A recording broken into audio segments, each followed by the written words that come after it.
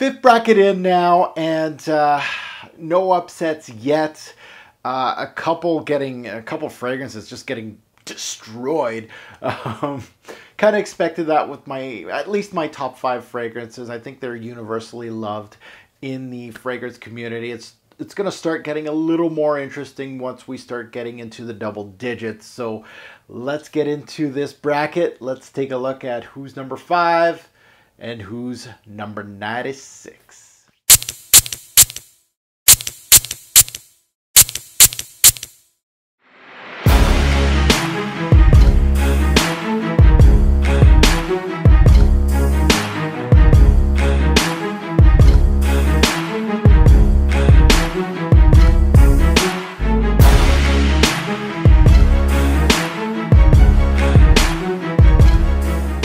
The YouTube favorite designer fragrance tournament continues.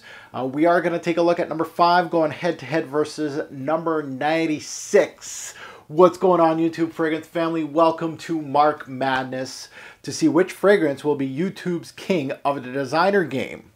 The contestants today are, let's take a look at them. Number 5 from Lalique. We got our first Lalique, of course. This is Encre Noire, my favorite Lalique.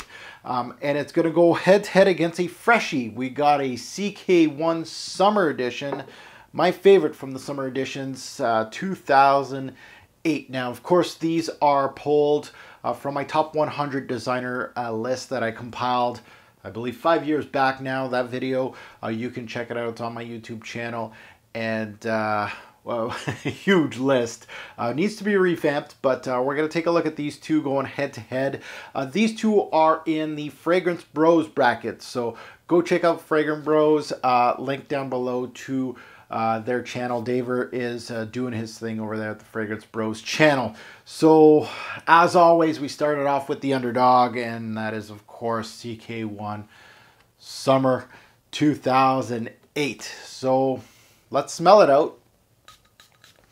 And I'll let you guys know if you've never smelled this fragrance, because of course it's, first of all, 10 years old now. They release these CK1 Summers yearly, and they're all different yearly. It's very interesting. I kind of like the CK1 Summers. They're easy splash on type of thing. You don't have to think about it. Very fruity usually.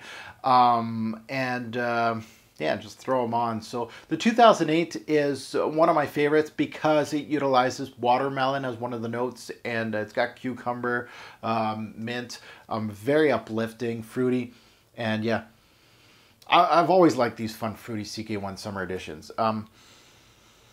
Yeah, the nose behind this one's Harry Fremont. 08, of course, utilizes that beautiful watermelon that I'm smelling off top. One of the better watermelon-based scents in the designer game. There's not too many out there, but this one does it well. It's got cucumber, so it gives it some freshness, some watery aspects to the fragrance. It also has mint, so it has a little bit of uplifting feel to the fragrance. It really does have average longevity projection on my skin. There's nothing too crazy with these CK1s. It's usually, you know, under 5 hours, you splash it on and you go. Maybe a little more as far as longevity goes, but they're not too crazy. This is your typical summer freshy fragrance to splash on during day or night, mostly daytime. It's going to refresh you, and it's very much playful. So the complete opposite is in this spectrum right here. Dark. Dark as hell. Now on to number 5 rated Encre Noire from the House of Lalique. Very challenging, a unique vetiver-based fragrance in the designer game. Outstanding fragrance from the House of Lalique, and extremely cheap. I absolutely love the price tag versus the quality that you get from this fragrance, and it's number 5 on my list for good reason. And yeah, the complete opposite of this one. This is fun, playful. You don't have to think about it when putting it on. Exact opposite. Not fun, not playful, very serious, very rooty, very dark, and you kind of have to think before wearing this fragrance. Arguably, one of the best scents under 50 bucks on the market. One of the most artistic scents released in the designer game, arguably, both spectrums. And that's kind of crazy saying that a scent this artistic with the note of vetiver, which is another crazy thing to think about because vetiver is in a lot of fragrances, tons of fragrances. one of the notes that's mostly used, most used in the men's game, and really artistic. And to have it for under $50, it's just longevity and projection are very high on both ends, so your quality's there. An excellent blend of vetiver. The cypress in here kind of pops, some woods here. The darkest kind of green that I've smelt in a designer game, made for fall, winter, great for a night out. Once fall hits, Encre Noire is one of my staples. Beautiful, beautiful scent. So as the rules go, simple. If you haven't done this before, I present to you 2 scents. They go head to head in this video. The loser, you don't see anymore. The winner moves on to the next round to take on its next challenger.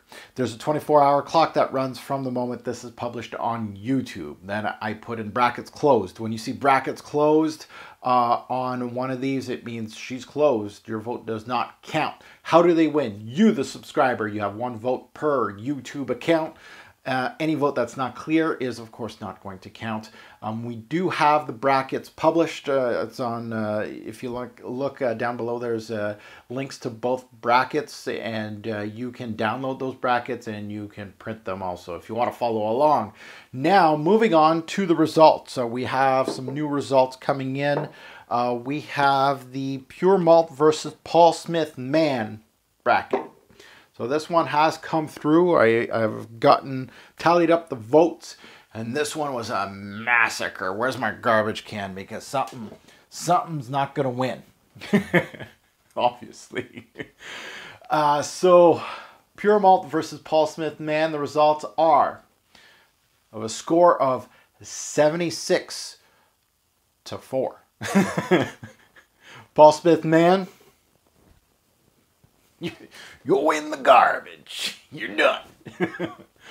All right. Well, congratulations to Amen Pure Malta. You get to join your big brother, Angel Man, and moving on to, of course, the next bracket. So beautifully done by Pure Malt. Really just destroyed Paul Smith Man. So that one's gonzo. Again, thank you so much for tuning in, voting. Don't forget, if you're going to vote, like this video. I certainly appreciate it, and continue to vote, guys. Thank you so much. Have a good one.